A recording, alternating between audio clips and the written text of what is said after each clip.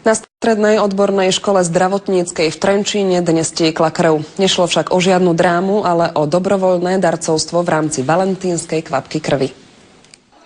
Krv mohol darovať každý, kto splnil určité podmienky. Výhodou bolo, že nikde nemuseli chodiť. K odberu prišlo priamo v škole. Je to aj jednoduchšie a sme tu aj spolu. Snažila som sa darovať, ale ako si to nešlo, lebo mám veľmi nízku hladinu hemoglobínu, nejaké vitamíny mi chýbajú. Keď už mám 4 dní 18 rokov, tak som sa ja rozhodol darovať krv. Veľa darcov zlákalo aj to, že mali za to deň voľna.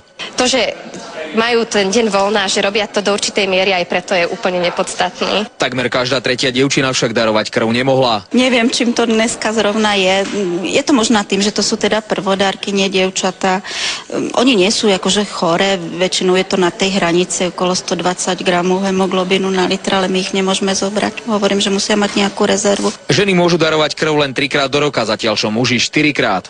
Je to dané fyziologicky tým, že žena v podstate má nejaké straty samozrejme počas roka, tak aby sme ju ďalej nezaťažovali. Ak zase zoberieme to, že pravidelne každý mesiac strácame my ženy pár mililitrov tejto vzácnej tekutiny, tak by sme mohli povedať, že áno, je o niečo, o nejaký ten kúsok vzácnejšia. Darovať krv v rámci valentínskej kvapky môžete od dnes do 27.